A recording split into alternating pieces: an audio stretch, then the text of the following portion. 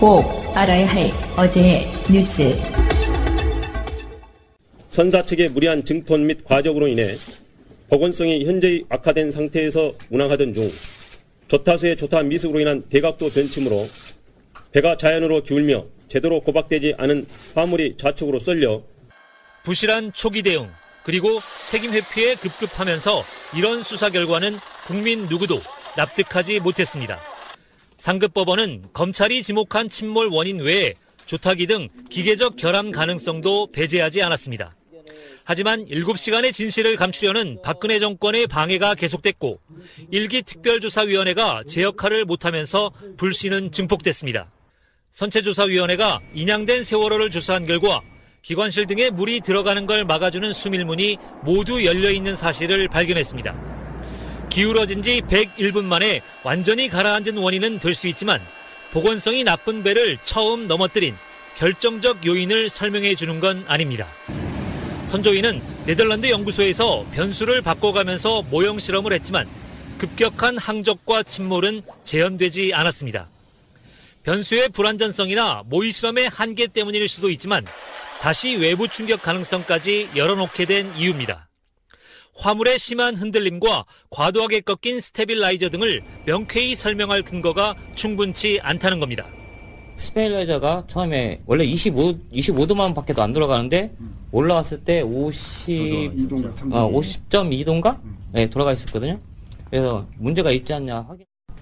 오는 8월 선조위가 제출할 최종 보고서에 침몰 원인 규명이 미진할 경우 제2기 특조위가 국민적 의문에 대한 답을 찾게 됩니다. 2014년 4월 16일 오전 8시 49분 40초에서 48초 사이 세월호의 방향이 급변합니다. 검찰은 이 순간 선체가 30도까지 기울어지며 침수가 시작됐다고 분석했습니다. 대각도 변침으로 배가 자연으로 기울며 제대로 고박되지 않은 화물이 좌측으로 쏠려 보건성을 잃고 침몰하게 된 것으로 파악되었습니다. 30도 기울기는 선실 안에서 승객이 촬영한 동영상을 근거로 제시했습니다. 동영상에 포착된 창문과 커튼 사이의 각도가 30도라는 건데 이는 선원들의 진술과도 일치한다고 강조했습니다. 완전히 기울었을 때가 그때 처음에 본 게 30도가 기울었습니다.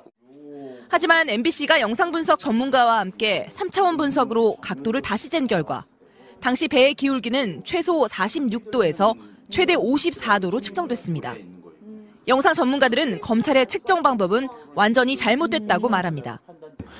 2D인 경우에는 기준점 없이 그냥 보는 거에 따라서 이게 천차만별로 그 각도를 유추할 수가 있어요. 그러니까 그거는 신빙성이 없는 거예요. 그런데도 당시 검찰은 30도로 단정하고 선박해양플랜트연구소, 크리소에 침수 실험을 의뢰했습니다. 크리소의 시설은 최대 30도 기울기까지만 실험이 가능합니다. 세월호가 30도 이상 기울었을 가능성은 처음부터 배제한 겁니다. 보통은 많이 해야 한 6도, 10도 이제 이 정도거든요. 사고 때문에 조금 개조를 했음에도 불구하고 30도 이상을 기울일 수 있게끔 그 기계 자체를 바꾸는 건 어려웠던 거죠. 세월호가 실제 기운 상태와는 전혀 상관없는 실험을 했다고 볼 수 있습니다. 화물이 한쪽으로 쏠려 30도 기울었고 침수가 시작됐다는 검찰 발표는 이런 과정을 통해 나왔습니다. More cargo shifts, then ends up 45 degrees, then starts the flooding. 선체가 처음에 정확히 얼마나 기울었는지, 그 원인은 무엇을 상정할 수 있는지, 초기 대처는 어떠했어야 하는지 등등 중요한 질문들은 파묻혔고 의혹과 불신은 시작됐습니다.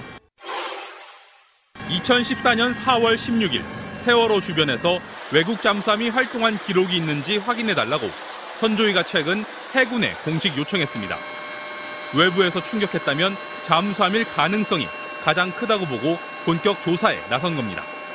그 나온 내용들을 분석하다 보니까 외력설에 대해서도 좀 더 조사가 필요하다라는. 특히 세월호 좌연 피난정기와 선적된 차량들의 블랙박스 영상이 주목을 받고 있습니다.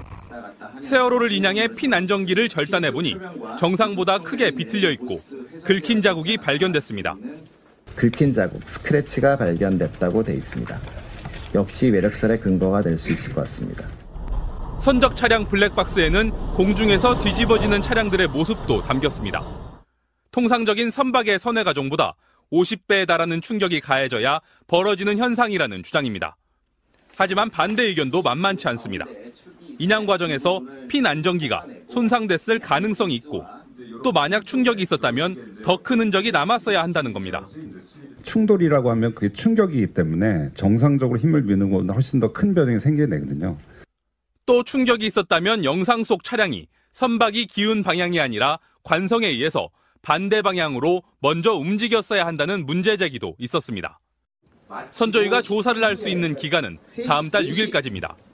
검찰의 성급한 결론으로 초기에 여러 가능성을 충분히 조사하지 못한 탓에 외력설은 선조위 종합보고서에 다수 의견과 소수 의견이 동시에 게재될 수 있다고 선조위 관계자는 밝혔습니다. 검찰의 수사 결과 발표 2달 뒤인 지난 2014년 12월 해양수산부 산하 해양안전심판원이 내놓은 세월호 특별조사 보고서입니다. 세월호 참사와 인명피해 원인을 급변침과 30도 기울기, 보건성 기준 미달 등으로 규정하고 있습니다. 2달 전 검찰의 발표를 그대로 뒷받침하는 내용입니다. 조사 총괄하는 신분이 필요하다고 인정하는 경우 큰 이슈가 되는 사고에 대해서 특별조사를 하고 그러나 해양안전심판원의 본 업무인 침몰 원인에 대한 최종 조사 결과와 판결은 나오지도 않았습니다. 참사 발생 4년이 지나도록 아직 재판 기일조차 잡히지 않았습니다. 해심원은 침몰 원인에 대한 결론은 세월호 선체조사위원회의 선체조사 결과가 나온 뒤에 가능하다고 말합니다. 선체 상태에 대한 조사들이 진행이 되고 있어서 이 조사 결과를 반영하기 위해서 상황을 지켜보고 있는 중입니다. 4년이 지나도록 섣부른 결론과 판단을 경계하면서도 특별보고서는 참사 8개월 만에 신속히 발표한 이상한 상황입니다. 해심원 판결은 사법부와 별도로 진행되고 판결을 언제까지 해야 한다는 법적 기한도 없습니다. 신중함을 기하기 위해서입니다. 때문에 신속한 검찰 발표와 바로 이어나온 해심원의 특별보고서는 서둘러 결론 짓기 위한 무리한 과정이었다는 비판을 피하기 어렵습니다. 찰측이 좀 더 압박감을 느끼지 않았겠느냐. 뭔가를 빨리 밝혀내고 기소를 해야 되기 때문에 그렇게 서두르지 않았을까. 세월호 침몰 원인에 대한 전면적인 재조사가 필요한 이유입니다. 방송 중간에 좋아요를 눌러주시면 새날팀들에게 큰 힘이 됩니다. 미리 감사합니다. 세이나. 트위터가 진짜 언론입니다. 김경수 의원은 드루킹을 만났다는 거예요. 어떻게 만났느냐. 첫 번째 만남은 사무실로 찾아봅니다.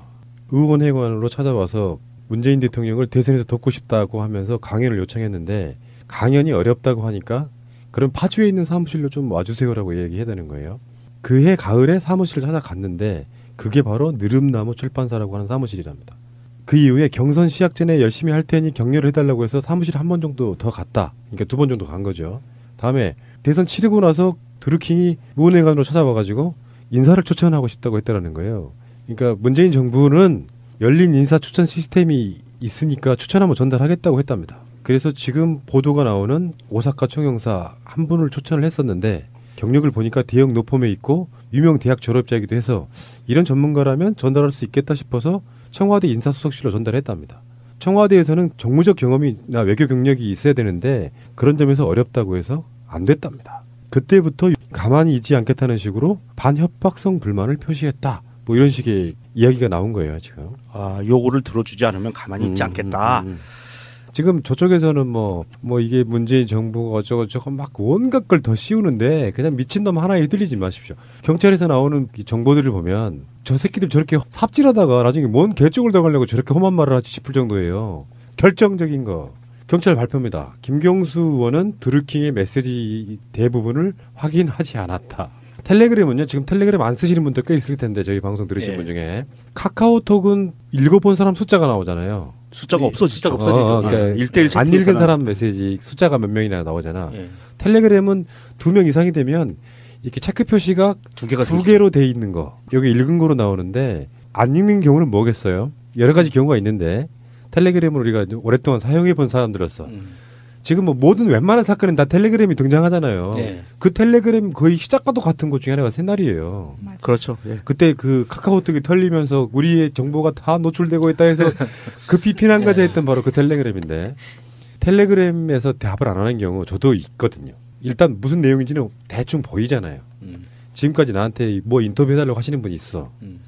근데 답을 당장 지금 내가 체크를 하게 되면 답을 해줘야 돼서 좀 곤란한 경우 말도 안 되는 걸 요구를 해서 이 사람이 나한테 어떤 청탁을 할 때가 있어요. 우리 방송도 청탁이라는 게 뭐 돈 주고 청탁한다는 게 아니라 대부분은 다 출연시켜달라 이런 건데 나는 저 사람을 출연시킬 생각이 없을 경우에도 안 보고 그냥 냅두거든요. 예.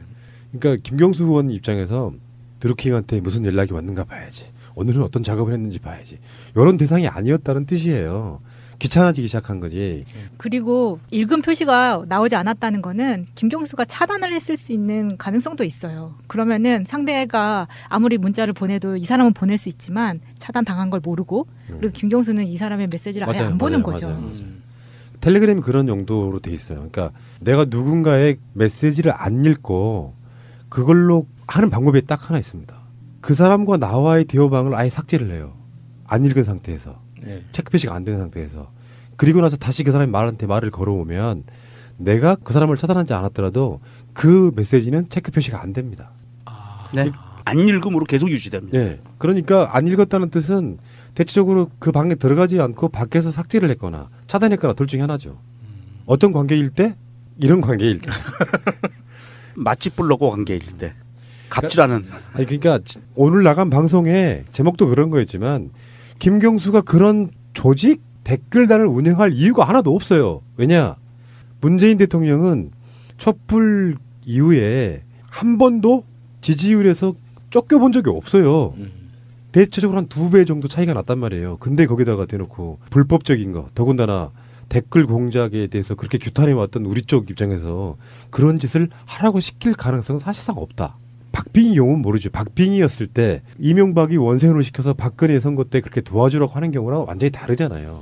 그런 불법적인 방법을 이렇게 생각해낼 사람이었으면 그 노무현 대통령 옆에서 그렇게 오랜 시간 버티고 있었을까요, 과연? 그런 꼼수를 먼저 생각하는 사람이 그렇지는 않죠. 그러니까 드루킹이라고 하는 사람은 사실 지금 흔히 말하는 문재인 지지자이면서 네이버나 등의 댓글을 방어하고 있다는 일반 자발적인 시민들하고는 다른 케이스인 거라고 보시면 되죠. 그러니까 자기의 어떤 그 불법적인 것들을 갖고 정치에 이용해서 나오는 이야기를 들어보면 뭐 총영사, 오사카 총영사뿐만 아니라 청와대 행정관 자리도 요구했다는 얘기가 있어요. 예, 자기가 직접 청와대 행정관을 하겠다고. 그렇게 생활하는 분들 사실상 거의 없거든요. 그러니까 가끔씩 그런 악플 달릴 때가 제일 짜증나는 거야. 너 뭐 정치하려고 그러지는 기본이고요. 선의를 갖고 뭔가 공적인 거 일을 할 때가 있어요. 예. 내가 손해를 보더라도 뭐 정권 교체할 때 있어서 뭔가 조금이라도 좀 도움이 돼야 되겠다 이런 정도의 뭔가를 하고 있는데 너는 그걸로 돈 벌었잖아. 너는 정치인 챙겨주면서 나중에 정치할 거잖아. 그런 그 악질적인 조롱성 댓글을 다 하시는 분들이 있거든요. 이쪽 분들은 그런 게 없어요. 그래서 제가 인증 삼아서 우리 정치인들하고 밥도 잘 안 먹는다. 아니 뭐 정치 좀 하면 어때요? 아, 정치는 아니, 생활이잖아요. 숨쉬는 것도 정치라며. 아니, 내가 말씀드렸잖아요.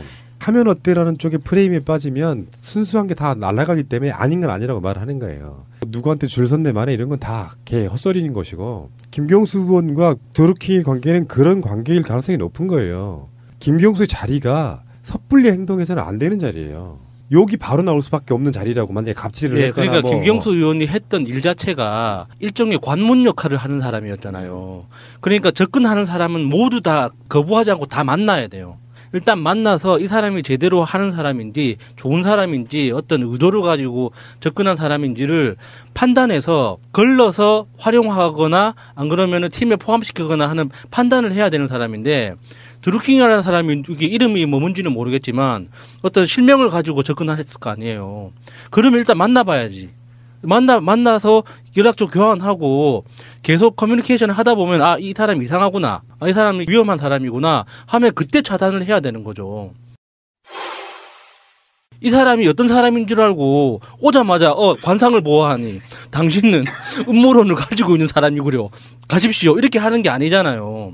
우리가 일상생활에서 어떻게 정치든 사업이든 사람하고 만나는 과정을 생각해 보면 너무나 당연한 거예요. 이 드루킹 한 사람만 김경수 의원한테 접근했을까요? 수백 명이 접근했을 거 아니에요.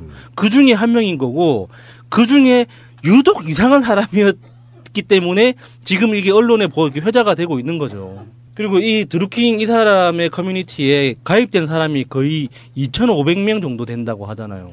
이게 자기가 한번 그 자기의 커뮤니티를 활용해서 내가 앞으로 이렇게 도와주겠다고 이야기를 했을 때 그 증거 자료는 보여줄 수 있는 정도가 됐으니까 처음에는 무시는 못했을 거예요. 처음 이야기를 들었을 때. 그래서 김경수 의원이 오늘 또 2차 기자회견을 했습니다. 잠깐 들어보시겠습니다. 국회의원 김경수입니다. 지난 14일 날 1차로 이번 사건과 관련된 내용을 설명을 드렸습니다. 그래서 기본적으로 이 사건의 핵심과 본질이 무엇인지는 분명하게 국민들께도 설명을 드렸고 전달이 된 것 같습니다. 그 이후에도 구체적으로 확인되지 않은 사실들이 언론을 통해서 흘러나오고 그리고 계속해서 무책임하게 보도가 이어지고 있습니다. 다시 한번 깊은 유감을 표시합니다. 수많은 언론인들이 그 사이에 많은 취재 전화가 있었습니다. 일일이 답을 하기가 쉽지 않아서 이렇게 직접 설명을 드리러 나왔습니다. 우선 다시 한번 먼저 우리 언론인 여러분께 당부를 좀 부탁을 드리겠습니다. 불법적인 온라인 활동이라고 한다면은 이번처럼 매크로라는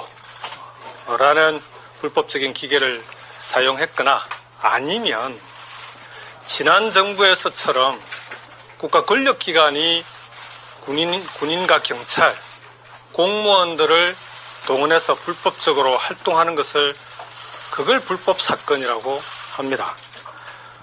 그럼에도 불구하고 지금 이루어지고 있는 보도들은 일반적으로 일반 시민들, 국민들이 온라인상에서 정치적 의사를 표시하거나 지지 활동을 하는, 그리고 정치적 참여 활동에 대해서도 이런 불법 행위들과 동일시하는 것 같은 그런 보도들이 일부 있습니다. 저는 이건 정치 참여에 적극적으로 활동하고 있는 우리 시민들과 국민들에 대한 모독이라고 생각합니다. 또한 제가 직접 확인하기도 어렵고 그리고 제대로 알기 어려운 그들 중에 경공모라고 하는 그룹의 그들 중 일부의 일탈 행위에 대해서까지 그 배후에 제가 있거나 연루되어 있는 것처럼 악의적인 정보가 흘러나오고 그것이 또 사실 확인도 없이 보도가 되고 의혹이 부풀려지고 있는 이런 부분에 대해서는 대단히 심각한 문제가 있다고 생각합니다.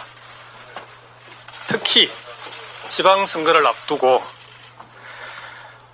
정치 공세에 몰두하고 있는 일부 야당의 정치 행태에 대해서는 국민들의 순엄한 심판이 있을 것이다 라는 점을 명백히 경고하는 바입니다. 무차별적인 정치 공세가 지금 이어지고 있거든요. 그러니까 이 사람들은 그래요. 내용은 들여다보고 싶어 하지 않아요. 여당의 대통령의 최측근이라고 하는 여당 국회의원이 드루킹과 연관이 있더라. 연관이 없을 수는 없지. 연락한 흔적이 있다면 그 후에 김경수라고 하는 인물이 뭘 해줬냐를 봐야지. 신세진 게 있으면 오사카 총영사도 꽂아주고 청와대 행정관도 꽂아주고 했겠지. 이런 식으로 접근한 사람들 뒤에 만약에 김성태, 좀 전에 우리가 읽었던 홍준표를 파면 안 나옵니까? 똑같은 거를 마치 뭐가 엄청난 게 있는 것처럼. 사실은 이런 사람들은요, 진실 규명이 이루어지길 바라지 않아요. 정치 공세로만 써먹을 뿐이거든. 이 상태로 그냥 그 기사 숫자만 늘어나길 원하는 거죠. 그래서 지금 자유한국당에서는 특검까지 거론되고 있는데 특검 이루어지지 않아요. 진짜 중요한 건 정치 공세와 진실은 다른 문제의 영역이라고 생각해요. 지금 저쪽에서는 김성태는 특검 추진한다고 하고 안철수 같은 경우는 부정선거를 했다는 주장까지. 이건 뭐 그러니까 지방선거가 코앞에 와 있다는 게 그냥 눈에 보이는 사건. 조금이라도 뭔가가 걸리기만 해봐. 다 의혹이야. 예. 그러니까 이거는 뭐 밝혀지기까지 시간이 걸릴 수 있지만 상식적으로 판단하시면 돼요. 김경수가 뭐가 아쉬워서. 이거 완전히 뒤집어 까가지고 지금 이명박 죄에 추가되어 있지 않은 부분이 댓글 조작 부분 아니에요? 예. 이것까지 같이 해서 그래 정확하게 한번 파보자 해.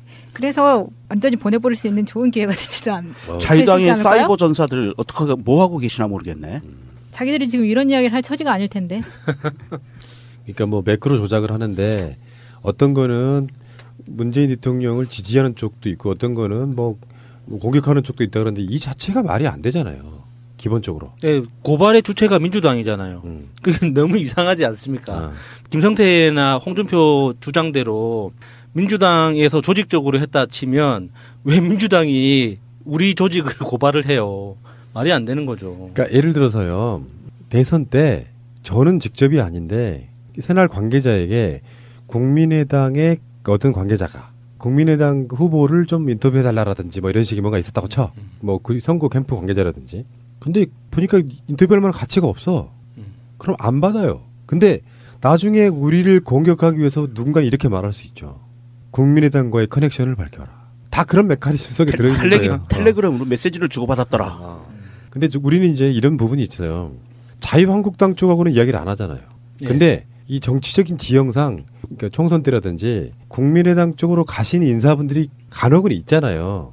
평론가들 중에서도 안철수 편드는 평론가들이 있잖아. 아, 그 민주당에 있다가 그렇죠. 떠나신 분들. 그러니까 그런 인맥들이 좀 살아 있기는 해. 근데 그런 분들이 만약에 국민의당 좀 지지 좀 해줘라든지 뭐 이런 식의 이야기를 했다고 치면 그거를 국민의당과의 커넥션을 밝혀라라고 이야기하는 게 원당합니까? 하기야 저 같은 경우도 그 박지원 의원을 오랫동안 수행하는 젊은 친구가 있거든요. 그 친구랑 민주당에서 같이 같은 당 소속일 때 친하게 지냈단 말이죠. 그래서 그 친구가 이제 의원이 당을 옮겼기 때문에 이제 다른 당이 됐는데 지금도 만약에 연락을 해. 그러면 저는 뿌락지가 되는 건가요? 뿌락지네. 아니 그러니까 드루킹, 스토킹이라고 요즘에 부릅디다만 매크로. 그러면 뭔가 대단한 게 있어 보이잖아요. 근데 김경수 의원이 지금 회견하는 것도 무슨 내용이에요? 말할 게 없는 거예요. 간단히 말하면 우리가 늘상 주장해 왔던 거 있죠. 안 한 걸 안 했다고 증명하기는 너무 힘들어요. 세상의 모든 사건이 그렇습니다. 뭘 안 한 걸 안 했다고 어떻게 증명해요? 그러니까 그래서 제가 직접 경험했던 정말 억울한 거. 2달 동안 들들 벗겼잖아요. 안 한 걸 증명하라고 하니까. 그러니까 여기 이 보도도 그런 거 아닙니까? 의례적으로 고맙다는 답변을 했다. 경찰이 발표한 거예요. 문서 파일도 안 열어봤다. 뭐예요? 그럼 무슨 사건, 무슨 관계가 있냐고 지금. 근데 왜 김경수를 걸고 넘어져서 무슨 특검만 자고 개지랄들을 떠냐고. 그리고 그 드루킹 그 사람 그 텔레그램 그 목록에 전화번호가 김경수 의원 한 명만 있었을까요? 김경수 의원한테 그렇게 보냈으면 다른 의원들한테도 많이 보냈을 것 같은데. 아니 그러니까 또 보도 중에 저쪽 계열에 조중동 계열의 신문에는 이런 게 나와요. 드루킹이 관련한 방들을 몇십 개를 만들어 놓고 근데 거기에 김경수 의원이 방에 몇 군데에 있었다. 요거를 이상하게 비틀어가지고 마치 뒤에서 김경수가 조작하면서 뭔가를 한 것처럼 제 이야기를 해드리면 이해가 쉽게 빠르실 겁니다. 지금 제가 텔레그램 방에 들어가 있는 곳 중에 단 한마디도 하지 않고 보고 있는 방들이 있어요. 예를 들면 문재인 대통령 신문 기사, 문재인 또는 한자로 문 이런 게 다 포함되어 있는 기사만 올라오는 방. 요거는 이제 일방적으로 정보만 보내주는 방이지만 뭐 어떤 분들은 노조랑 관련 있는 분들 어떤 분들은 세월호랑 관련 있는 분들 누군가 나를 초대를 했어. 근데 들어와 보니까 정보들이 오고 가. 안 나가고 그냥 있어요. 그런 방들 많이 있습니다. 그 초대되는 게 본인의 의사와 상관없이 그 방에 그렇죠. 들어가는 거기 때문에 그거는 김경수 의원 입장하고는 아무 상관이 없는 거예요. 근데 이런 부분이 있어요. 사실 나오고 싶은 방이 있어 내가. 근데 못 나오는 이유가 뭔지 눈치 보여서. 눈치 보여서 못 나와. 그냥 냅두는 거야. 그리고 그 방 알림 꺼놓고 있어요 그냥. 그러니까 이게 드루킹이라는 사람의 핸드폰에 김경수라는 한 명만 저장돼 있었다면은 만약에 지금 이 경찰의 발표가 뭔가 좀 의심이 갈 만하죠. 근데 너무 뻔한 거잖아요. 이런 사람은 자기 손길이 닿았던 국회의원들, 보좌관들, 인턴들, 기자들 수백 수천 명이 있을 거예요. 그 사람들도 보통 정치 쪽에 이제 어느 정도 짬밥이 있는 사람들은 기본적으로 바이버하고 텔레그램하고 카카오톡은 기본적으로 다 깔고 쓰잖아요. 그러면 그 사람들은 이름은 왜 안 나와? 기자들도 있을 테고 보좌관들도 있을 텐데 왜 그 사람들은 안 나오냐고. 그런데 문제는 안철수예요. 안철수 대선 문준용 씨 관련한 제보 조작 사건의 주인공이신 분. 사실은 가장 윗선으로 추정되는 분. 그러나 이름도 까마득한 이준서, 이유미 등만 사법 처리되고 말았죠. 대선 주자라는 이유 하나로 어떻게 보면 검찰에서 봐준 거죠. 그렇죠. 캘려고 하면 연관성 찾죠. 그런데 안철수 워딩이 이거예요. 파주에 있는 출판단지도 갔다 왔지만 민주당원은 대선 내내 댓글 공작을 했다. 지금 드루킹은 빙산의 일각이다. 아니 민주당원은요. 댓글들 다는 운동을 한 거는 맞아요. 그게 김경수 지금 경남도지사 후보가 2차 인터뷰에서 얘기한 것처럼 이것은 당원과 국민이 본인들이 지지하는 정치인과 본인들이 지향하고 있는 정치 지향점을 위해서 직접 정치의 한 수단으로 댓글 운동을 벌인 거거든요. 이거를 폄하하면 안 돼요. 안철수는 여전히 과거에 노는 사람이에요. 이 안철수가 방금 한 말은 안철수가 안철수에게 하는 말 아니에요? 그 증거를 조작하면서까지 마차님 실망입니다. 아니 왜냐면 그 대선 때 그 조작 가지고 얘기했을 때 자기가 그랬잖아요. 자기는 바이버에서 받은 적이 없다, 본 적이 없다, 핸드폰이 뭐 없었다, 뭐 이런 식으로 얘기를 했었잖아요. 예, 그 이준서 씨하고 이렇게 연락한 적 없다고 했었죠. 예. 아니 그러니까 안철수는 지금 약간 좀 모자란다 그럴까요? 왜 그러냐면 사건의 흐름을 보면 김경수가 드루킹에게 해준 게 없어. 메시지도 안 읽는 사이야. 의례적으로 감사하다는 이야기를 할 수 있다니까 흐름상. 근데 이거를 지금 민주당 차원의 부정선거로 규정하고 싶어 하니까 말들이 자꾸 조직범죄라는 등 댓글 공작이라는 등 이런 식으로 이렇게 확전을 시키거든요.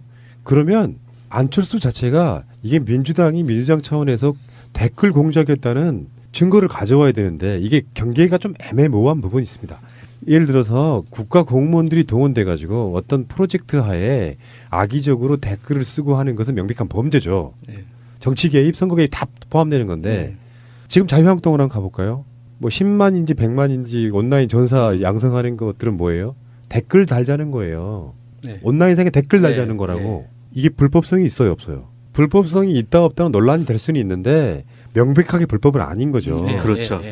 마찬가지로 안철수 같은 경우에는 이거를 지금 민주당이 조직적으로 박근혜 정권 때랑 똑같이 댓글 작업을 해서 이 상황이 났는데 그중에 드루킹이 잡힌 거다. 더 까봐야 돼. 이런 식으로 지금 몰고 가고 있는 거란 말이에요. 정말 무식한 소리예요. 민주당에서 제가 경험했던 가장 조직적인 댓글 공작은 제가 2012년 대선 때 보좌관 사이에서 우리도 한번 댓글이랑 SNS 제대로 해보자 해가지고 이제 나이 많으신 선임 보좌관이 중심이 돼가지고 온라인 활동 같이 할 보좌관들을 모집했어요. 공개적으로. 그래서 자기 계정 팔로우 하라고. 그래 해가지고 그 한 수십 명이 모였어요. 그래서 우리 뭐 할까요? 이제 온라인으로만 계속 서로 멘션을 주고 받는 거죠. 다 공개되는 이야기잖아요. 은밀하게 비밀방을 만들어 가지고 이야기한 게 아니라 공개적으로 다 이야기를 했어요. 그래서 우리 뭐 RT도 열심히 하고 댓글도 달자. 알겠습니다. 화이팅 해가지고 팔로우한 사람들 계정을 하나하나 보니까 팔로워가 10명,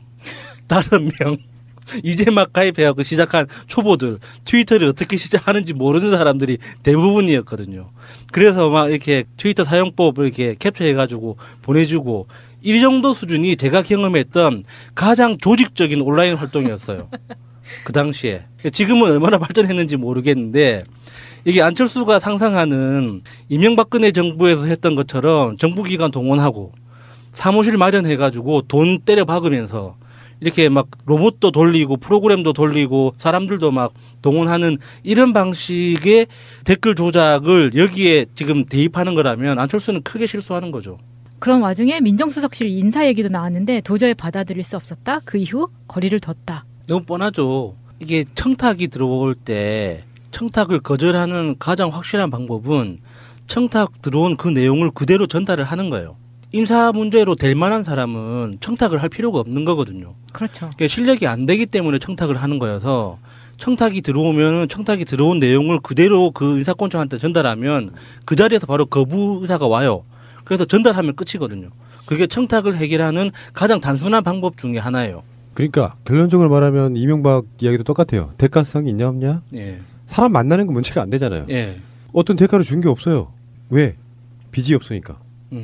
그렇게 이 사건을 보면 될 것 같고요.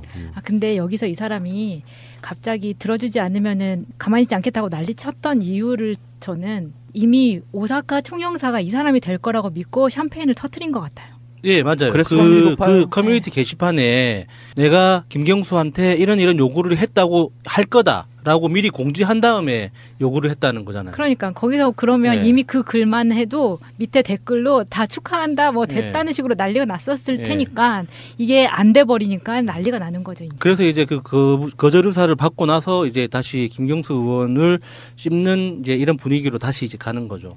대선 때가 되면요, 각종 조직이네 뭐네 수백 수천 개 조직이 붙어요. 예. 그 중에 하나, 드루킹과 그 일당들. 예. 이런 관점으로 바라보는 것이 맞지. 대선 때 불법으로 선거운동 해주고 그 대가로 뭘 요구했다 이런 방식으로 가는 것 자체는 비열한 것이라고 생각이 들고요. 안철수 씨의 본인의 자세를 한번 돌아보시기 바랍니다. 부끄러워 죽겠어 진짜.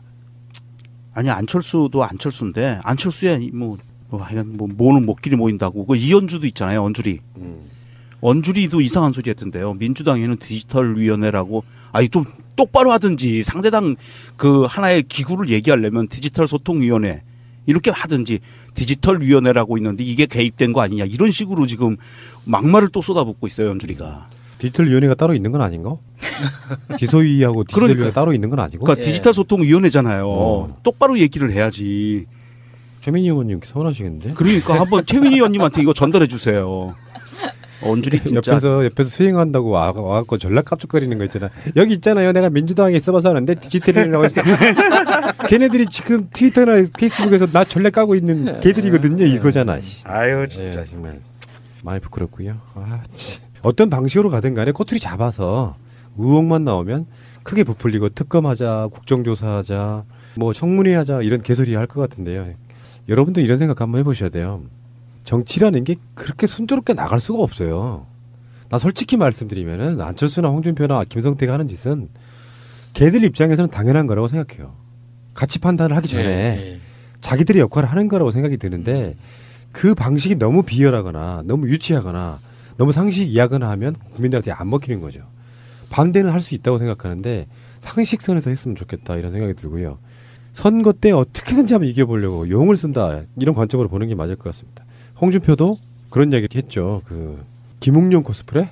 어디선가 봤던 억양이라고 생각했는데 안희정도 가고 정봉주도 가고 그게 그거였구나. 김경수도 가고 진짜 유치한. 알겠습니다. 지금 민주당 경선에 주자들이 속속 나오고 있는데요. 지금 충남지사, 충북지사 결정됐고요. 대전시장은 아마 방송 나가는 오늘쯤 결정될 것 같고 전북지사 후보에는 송하진 현 지사가 본선에 나가게 됐고요.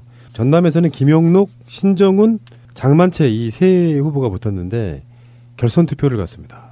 여기 이제 재밌어지는 거죠. 결선 투표 당선 이코르 도지사 당선 이렇게 될 테니까. 신정훈 비서관이 떨어졌네요. 그러니까 김용록 전 농림축산식품부 장관, 신정훈 전 청와대 농업 비서관, 그리고 장만채 전 교육감 이렇게 붙었는데 이제 김용록 전 장관하고 장만채 전 교육감이 결선에서 붙는 이런 상태인 것 같고 굉장히 많은 분들이 결과를 보고 굉장히 의외다라고 얘기를 하고 있더라고요. 현장에서의 분위기가 그랬던 모양이고요.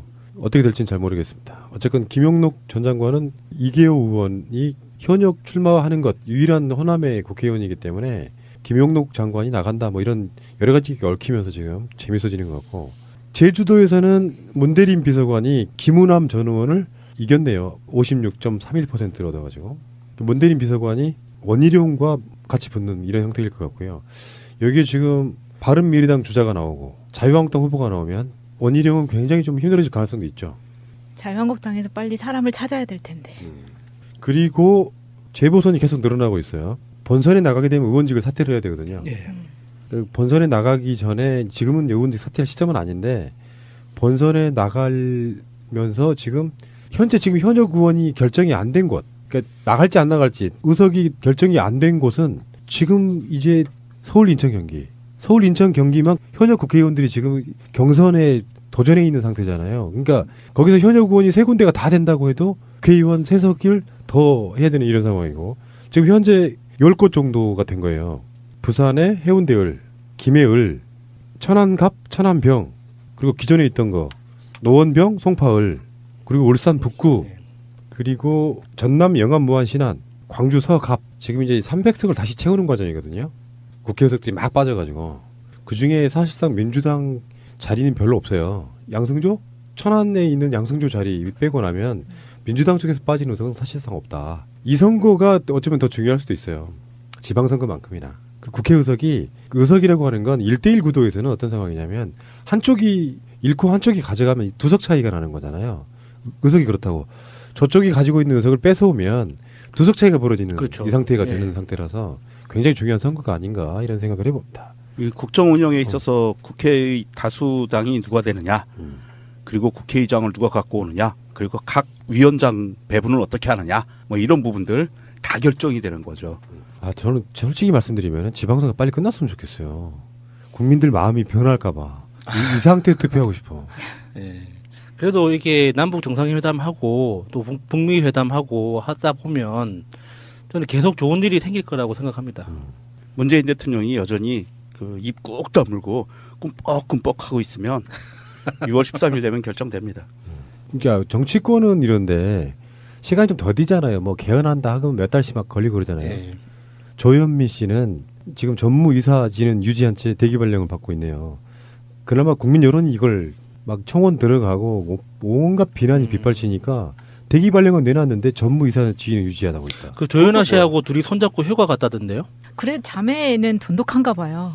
따져보니까 조연아가 미국 국적이잖아요. 외국인은 등기 이사 안 되는 거 아니에요? 왜 외국인 투자 촉진법에 의한 대한항공은 외국인 기업이 아니잖아. 특례법이 그 방법이야 많죠. 돈이 없어서 못 하는 거지. 뭐. 이중국적인가? 방법이 없겠어요. 아니, 불법이 맞아요. 미국 국적인 조현민 네. 불법으로 6년간 진에어 등기본에 올라. 그러네요. 네. 그 소문에 의하면 3남매 중에 조연아 씨가 제일 착하다고 하더라고요. 예, 제일 착한 사람이 그 정도였으면 뭐 조현민 씨는 뭐 어찌됐든 이번 기회에 그 전무이사는 안겨놓고 대기 발령이라는 거는 그 말도 안 되는 거고. 근데 이게 투자자들 이렇게 지금 주식 가지고 계신 분들 소송하셔야 돼요. 이번 기회에 네, 오너 리스크 때문에 손실이 지금 수천억이 날라갔다고 하는데 이거 소송해야죠. 아예 정말로 대한항공 바꿔야 될 것 같아요. 아예 한진에어로 바꾸시고 조가항공 이런 거. 아니 그냥 최대한 좋게 한진에어. 왜 이러세요? 땅콩항공이라고 좋은 이름이 있는데. 아 피넛 이미지 에어라인. 이미 이걸 알릴 필요가 없어. 그러네. 요거를 땅콩을 이렇게 네. 비행기 날개를 형상화 네. 시켜가지고 네. 땅콩항공이라고 하면 이미 다 알려져 있잖아요. 좋네요. 피넛 에어라인. 아니 원래 이게 좋다. 상호가 고유명사를 갖고 상호 등록을 못하게 돼 있거든요. 국가명, 지역명은 상표가 안 되는데 따져보면 문제가 될 겁니다. 그러니까 그 대한항공뿐만 아니라 한국항공이라는 이름도 지금 상표권을 갖고 있다 그러고.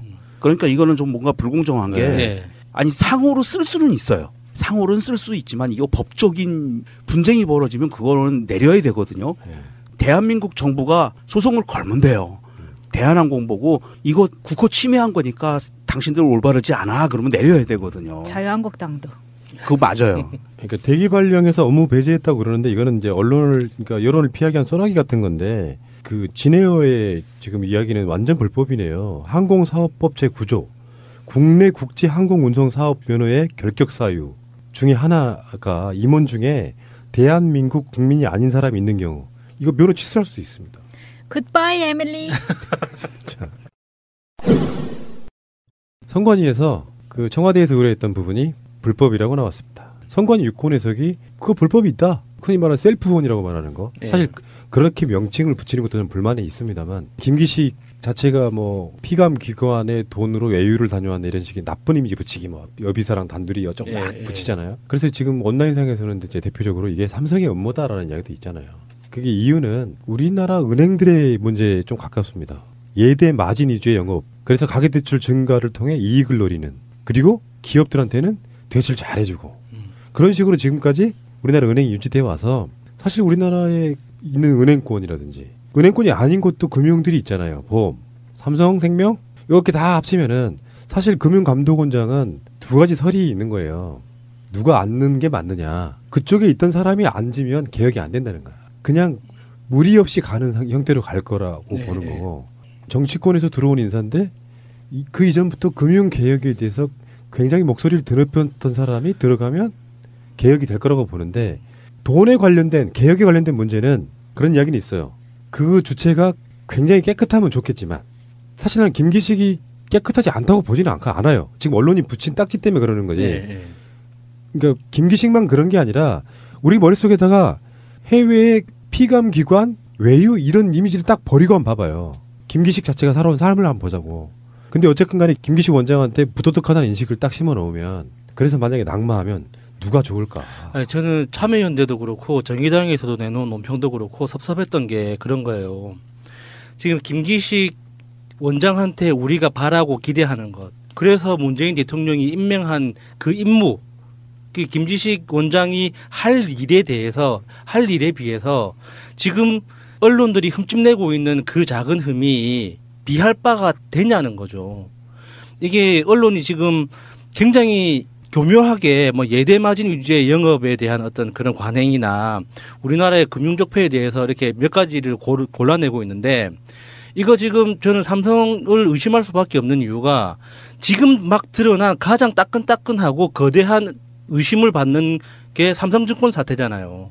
삼성증권 사태는 누가 봐도 이상한 거고, 어떤 금융 전문가가 아닌 사람이 보더라도 전체적인 구조 자체가 이해가 안 되는 굉장히 이상한 사건이거든요. 그래서 증권 시스템, 어떤 증권 거래소를 포함해서 모든 증권회사의 전산 시스템의 어떤 바닥까지 다시 들여다봐야 하는 굉장히 엄청난 사건이에요. 그런데 지금 주식시장의 어떤 근본을 뒤흔들 수 있는 위험까지 드러난 상황에서 김기식이라는 그 사람이 지금까지 해왔던, 그리고 지금까지 보여줬던 그 전투력, 그리고 업무 추진력, 전문성을 봤을 때 지금 대기업 집단과 언론들이 흠집내려고 하는 그게 비교가 되냐고요. 그래서 이번에 참여연대와 정의당에서 내놓은 논평이 저는 너무 섭섭하더라고요. 당신들이 원하는 거잖아요. 당신들이 지금까지 당의 색깔로 당의 어떤 그 비전을 가지고 추진해왔던 걸 지금 문재인 대통령이 김기식이라는 그 전투원을 내세워서 하겠다는 건데, 왜 그거를 같이 이렇게 도덕성 논란으로 비난하냐고, 언론과 똑같이. 너무 섭섭해요, 진짜. 보면 모든 언론이 지금 여기에 촉각을 곤두세우고 있고요. 제가 항상 비판하는, 제가 주인인 한겨레 신문은 이런 사설까지 있습니다. 기식과 가식의 사이, 내로남불, 이런 논평까지 나요. 이게 한겨레 신문의 모습이고요. 이게 보수와 진보를 가리지 않고 모든 화력이 동원돼서 김기식을 낙마를 시키는 쪽으로, 지금 김기식을 낙마를 시켰을 때 가장 혜택을 볼 사람들이 누구일까? 저는 삼성은 아니라고 봐요. 삼성은 당연히 혜택을 보는 게 아니라 당연히 본인의 권리를 찾는다고 느끼고 있을 거고요. 가장 큰 혜택을 보는 거는 관료들이죠. 금융 쪽 관료들. 그동안에 기득권으로 똘똘 뭉쳐 있었던 우리 모피아라고 불렀던 이 사람들, 그동안 금융감독을 하지 않아서 대한민국의 금융정책을 대기업 손하기 위해서 자유자재로 놀아나게 만들었던 그런 모피아들이 가장 큰 혜택을 받을 거라고 보고요. 김기식 원장이 만약에 물러나게 된다면 이 모피아들 중에 하나가, 선두주자가 그 자리를 꿰차려고 무지하게 열심히 노력을 할 거예요. 그런 의미로 봤을 때 물론 삼성이라는 거학도 있지만 그 거학에 빌붙어서 부역하는 종자들인 모피아들이 더 큰 문제일 수도 있다. 사실은 그 전 원장이 사표를 내고 나간 사건들도 이 모피아들의 조직적인 저항에 밀려난 거거든요. 완전한 대한민국, 문재인과 손잡고 다시 하는 우리 대한민국. 끊지 마세요. 끊지 마세요. 자유한국당 이야기를 잠깐만 할게요. 나 코미디 같아서 진짜. 그 백드롭, 제 그 자리 뒤에도 사실 백드롭이 있는 거예요. 이게 새가 날아간다 깃발. 네. 그 깃발에 절대 권력은 부패한다. 우리도 그래서 망했다. 홍준표가 홍준표에게. 절대 권력은 절대 부패한다. 우리도 그래서 망했다. 저는 이거를 박근혜 새누리당 때 많이 목격했죠. 그들이 반성하는 것 같은, 그래서 국민들과 소통하는 것 같은 모습. 최근에 안철수한테도 많이 봤잖아요. 뭐 때밀이 타오를 건다거나 쌍난을 건다거나 회초리를 건다거나 하면서 자기들을 셀프 디스하는 방식으로 해서 호감을 주는 방식. 새누리당 때 왜 그 조동원 씨가 주도했던 그런 식의 이미지는 굉장히 먹혔던 부분이 있어요. 근데 문제는 예를 절대 권력은 절대 부패한다. 우리도 그래서 망했다. 이게 반응은 좋아서 눈길은 끄는데 이게 행동으로 안 옮겨지는 게 문제지. 자기 자신들은 거기에 대한 절대 반성 같은 게 없는 상태에서 이것을 문재인 정부를 공격하기 위한 용도로만 쓰니까 문제인 거예요. 그리고 사실 절대 권력은 부패한다 이런 뭐 좋은 말을 갖다 붙일 게 아니죠. 자유한국당은 뿌리부터 썩어 있었기 때문에 한 번도 부패하지 않은 적이 없어요. 권력을 가지나 못 가지나 항상 부패해 있었고, 그게 극단으로 가다 보니까 최순실 같은 이상한 사람까지 국정을 농단하는 사태가 드러나서 지금 꼬라지가 된 것뿐이지, 저그들이 언제 한번 부패하지 않은 적이 언제 있었다고요. 차떼기부터 우리가 기억하는 것만 해도 얼마나 많은데. 그러니까 이게 셀프 디스가 어떤 효과를 주냐면은 그랬지 하는 효과를 줘요. 이런 경우에는 대표적인 쇼가 차떼기 이후에 박근혜가 간판을 짊어지고 천막 당사로 옮겨가요. 사실 그 정도 퍼포먼스는 쇼라고 해도 난 나쁘진 않다고 생각해요. 정치적 쇼로서는. 왜냐하면 지지하는 사람들한테는 자기들 스스로가 공고하게 하는 믿음이 있어요. 박근혜 같은 신진 정치 세력인 사람이 당시 한나라당의 당사를 간판 떼고 가서 천막에 걸어 정말 그림 멋있게 만들어가지고 우리는 처절하게 이렇게 반성합니다라고 하는 그런 쇼들은 괜찮아요. 나쁘지 않아요. 우리가 지지를 하지 않아서 그렇지. 근데 얘네들은 박근혜 국정농단 사태가 일어나가지고 사실은 어떠한 반성도 하지 않았습니다. 그러니까 반성하는 척도 안 했죠. 거의. 퍼포먼스도 안 보여줬어요. 그래놓고 셀프로 자기 자신들을 디스하면 이미 우리들 국민들 마음속에 저 자식들은 지금까지 우리나라의 역사상 전무후무한 사건이 일어났잖아요. 대통령이 국민으로부터 파면당하는 사건. 그러면 거기에 어떤 쇼라도, 박근혜식의 쇼라도 천막 당사로 가든 옥상에 뭐 옥탑에 올라가든 당에 있는 재산을 헌납을 하든 뭔가 쇼를 통해서도 일어나지 않고 반성 안 해서 쟤네들 언제 반성하냐? 기억 한번 해보세요. 바른정당은 그래도 당 만들어 처음 나갔을 때 무릎 꿇고 국민한테 절을 한 적이라도 있어요. 근데 자기들 잘못은 한 번도 반성해 본 적이 없는 자들이 백드롭에다가 홍준표식으로 절대 권력은 절대 부패한다. 우리도 그래서 망했다는 현수막을 걸게 되면 쟤네들은 그건 반성했냐라고 하는 쟤네들의 비리가 먼저 떠오르는 효과라니까요. 이거는 잘못된 행위예요. 자유한국당의 백드롭으로 쓰는 표어는 세 가지 패턴으로 나타나요. 하나는 표어로 나타납니다. 자나깨나 불조심 이런 표어 형태로 나타나는 게 한 가지가 있고요. 하나는 공손하게 했습니다. 하겠습니다로 나타나는 게 있고요. 그리고 해야 한다로 나타나는 세 가지 패턴이 있어요. 그래서 표어는 말 맞다나 그냥 보여주기 위한 표어고, 하겠습니다는 국민들한테 어떻게 됐든 지지율을 끌어올리기 위해서 국민들한테 하는 얘기고요. 그렇지 않고 했다, 하겠다 이거는요 내부한테 하는 소리라고 봐야 돼요. 그러면 우리 상식적으로 국민들한테 그래서 우리도 망했다, 뭐 어쩔래 이러지는 않을 거 아니에요. 아무리 개 같은 사람들이 모였다고 그래도 그러진 않을 거 아니에요. 국민들한테는. 그러면 절대 권력은 절대 부패한다. 우리도 그래서 망했다. 그러니까 우리 내부에 있는 놈들 정신 차려. 이런 뜻 아닌가? 정말 정상으로 보는 거죠, 그거는. 정말 정상으로 보고 싶어서. 예. 그러니까 지금 자유한국당에서는 조롱하는 거예요. 사실은 문재인 정부나 여당을 조롱하는 거라고요. 그건 맞아요. 그 조롱하는 모습을 보여주면서 사람들한테 알리는 거죠. 문재인 정부가 저러고 있다고. 근데 이게 자기 반성이 없는 시작은 오히려 자기들의 과거를 회상시켜주는 효과가 있어서 바보 같은 짓이다. 왜 모든 역사는 그렇잖아요. 전두환 노태우, 일제 때 부역했던 친일파들, 박정희 같은 부류의 군사 독재자, 이 사람들한테 우리가 분노하는 이유가 뭡니까? 자기 반성이 없는 상태로 살아가잖아요. 그런 면에서 보면 가장 멍청한 짓을 하고 있다라는 생각밖에 안 들어요. 문재인 정부를 독재 정부화 돼가고 있다라고 계속 이야기하면서 이런 말들을 뱉어내면 본인들은 계속 그런 이미지를 주장하고 있는 거죠. 어떤 이미지든 문재인 정부에 흠집을 낼 수 있는 거는 하나라도 더 해야 되는 거죠. 참 애잔하다. 홍준표가 이제 이러면서 한 말이 있습니다. 지금 야당 쪽에서는 이제 김경수 관련해 가지고 진상조사, 뭐 특검하자 이렇게 이야기를 하는데, 김우원 사건의 경우 오고 간 문자만 제대로 수사해도 진상이 바로 드러난다. 김우원 스스로 A4 용지 30장 분량의 문자 내용을 국민에게 공개하고 국민 판단을 받도록 해야 한다.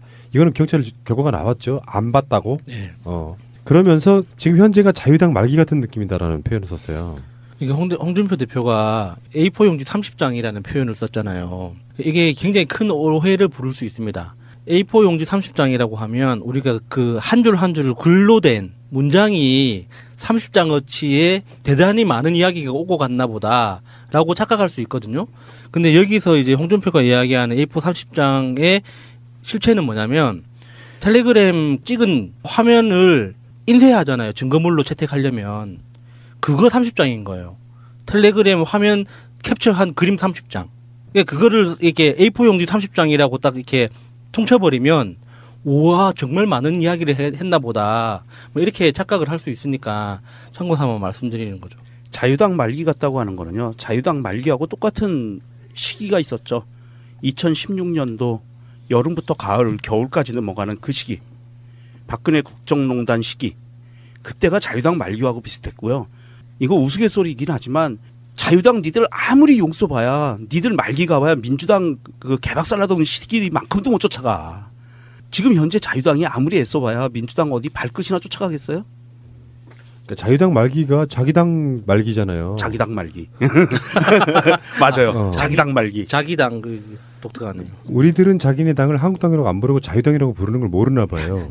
자유당 말기 같다는 느낌 이렇게. 그러면서 작년에 그 수행비서 통신조회했던 이야기도 막 꺼내고. 아 불법성을 저질렀으면 통신조회 하는 거지 뭘. 그거 자기 재판이 걸려 있어서 그러니까. 법원에서 당연히 한 거잖아요.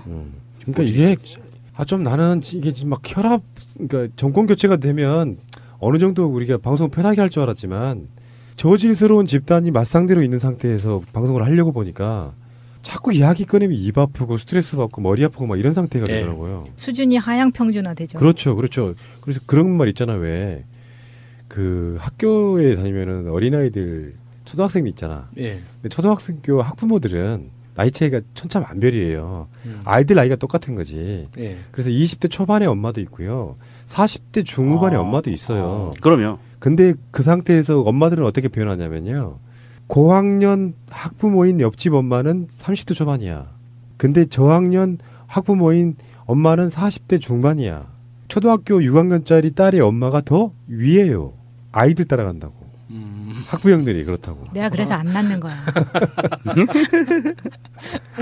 그런 게 현실적으로 오고 가는 그런 것들인 건데 지금 뭐 요즘에 정치 공작 이게 나 언론을 잠깐만 이야기 좀 씹어봅시다. 언론만. 언론이 MBC나 KBS나 최근에 SBS까지도 나름대로는 정권이 바뀐 이후에 활발하게 정권의 눈치 안 보고 보도를 하고 있으면서도 나름 적폐청산의 의지가 있어요. 사회적 공익적인 역할을 한단 말이에요. 근데 이놈의 조중동은 정말 류마티스 관절염 같은 거예요. 찌긋찌긋해 뿌리가 잘 안 뽑혀요. 그러니까 사실은 밤의 왕으로서 밤의 대통령으로서 모든 정치 세력이 자기들 앞에 무릎 꿇기 하려는 그 과거의 영광이라는 게 있습니다. 사실은 SNS 시대에는 그들이 용도폐기 될 정도 상황까지 왔는데 언론의 메커니즘이 그런 식인 거예요. 지금 김경수 논란이든 김기식 논란이든 조선일보 등에 의해서 주도가 되잖아요. 근데 보도를 하는 사람들 입장에서는 그걸 받아쓰고 그게 전파 효과를 갖고 그게 지상파까지 가고 막 이런 과정들이 있잖아요. 근데 이 정도 가치가 없다고 생각하는 건 적당한 선에서 끊어줘야 되는데 언론에 어떤 문제가 있냐면은 우리랑 똑같은 거예요. 보도는 해야겠는데 이슈가 막 안 나올 때 예를 들면 그래서 왜 어마어마한 사건이 진짜 어마어마한 사건이지만 덜 어마어마한 사건을 덮는 효과가 있는 것처럼 어떤 시기적절하게 뭔가가 터져 나오면 예를 들어서 세월호 사건 같은 메가톤급 사건이 터졌을 때 김기식이나 김경수 이야기가 나오면 이건 사건도 아닌 거예요. 그러니까 언론의 속성상 뉴스밸류가 그렇게 가치가 크다고 말할 수는 없어요. 근데 어떤 공방의 과정에서 여권 실세 또는 김기식 같은 금융감독원장 이런 사람들이 언론에서 조리돌림 당하기 딱 좋은 형태로 잘 포장돼 갖고 의혹 제기하는 형태로 뉴스화가 되는 거거든요. 이럴 때 조금만 생각 있는 최소한 공영방송이라면 조중동의 그런 식의 바로 이것을 차단을 해야 됩니다. 단신으로 처리한다든가 이런 방식으로 가야 되는데 조선일보가 쓰고 인터넷 매체가 받고 지상파가 받고 이런 메커니즘으로 가잖아요. 그러면 아무것도 아닌 게 다 논란이 돼버려요. 그러니까 그게 이명박근혜 정권이 만들어낸 정말 쓰레기 같은 정말 버려야 하는 시스템인데 그런 서로를 빨아주고 챙겨주고 인용을 해주는 그 구조 안에서 기본적으로 이 뉴스를 생산하는 당사자인 기자들 있죠. 기자들의 기본적인 문장 구성 능력이 너무 하향 평준화 돼버린 거예요. 과거에는 그래도 신문사 기자라고 하면 방송사 기자라고 하면 사실과 자기의 의견 사이에 구분도 지을 줄 알고 문장 안에서 팩트를 어떻게 활용하고 그리고 전체의 문장이 시작과 끝이 어떻게 마무리되는가에 대한 기본적인 개념과 훈련이 된 사람이었거든요. 그러니까 욕을 하더라도 정말 욕을 하는 사람이 뭔가 좀 뿌듯한 어떤 잘못을 찝어내고 기사를 비판할 때 자부심 같은 게 있었단 말이에요. 근데 지금 기자들은 너무해 진짜. 어떤 기사들을 보면 그냥 책에 인용한다는 핑계로 다른 사람 말만 다 갖다 붙여가지고 뭐 유명한 사람, 해외 석학들 이름 갖다 붙여서 자기는 어떻게 보고 있는지 시각도 안 드러나는 글을 팩트 드라이 기사처럼 내는 사람들도 있고, 그게 하나 좀 있어 보인다 치면 우라카이 해가지고 다른 언론사에서 다 빨아가는 거예요. 그런 식으로 좀 조회수가 많아지면은 아 지금 이게 네티즌들한테 국민들한테 유명한 기사다 싶은 건 언론에서 또 공중파에서 방송에서도 빨아가는 거야. 아니 이게 계속 돌고 도는 거예요. 그러니까 푸나님 말씀하신 것처럼 기사 생산 능력 자체가 없으니까 어느 한 군데에서 분탕질만 해도 이게 대단한 일처럼 다 빨아주는 거예요. 그러니까 지금 언론들은 기본적으로 기자들의 취재 능력 자체가 안 되는 거죠. 아니 세상에 지금 세상 곳곳에 취재하고 탐사하면 사건 될 만한 게 왜 없어요? 대한민국처럼 이 빈부격차가 이렇게 심한 나라에서 부조리와 사건 사고가 왜 없겠냐고. 4대강이라도 한번 가봐라. 네, 그런데 자기들은 가만히 앉아서 누군가 보도자료 던져줄 때까지 기다리고 있는 거예요. 그래서 누군가 뭐 찌라시라도 돌던 거 하나 딱 뭐 재밌는 거 걸리면 그걸 가지고 또 씹고 뜯고 즐기면서 막 미친 듯이 또 자기들끼리 빨아대는 거죠. 문재인 대통령이 대통령 당선되고 새로운 나라를 만들기 위해서 우리가 무엇을 해야 되는가 그런 다짐들도 하고 방송도 했는데 마음 굳게 먹고 가야 된다라고 했지만 이렇게 가는 게 힘들 줄은 몰랐어요.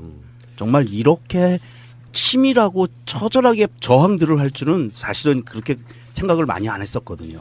그러니까 언론들이 과거의 습성으로 다시 돌아가고 있다 이런 느낌이 좀 있어요. 그 뭐냐면은 예전에는 기계적 균형이네 뭐네 해갖고 일고의 가치도 없는 가치도 실어주는 방식으로 형평성을 유지하는 척 하려고 노력했단 말이에요.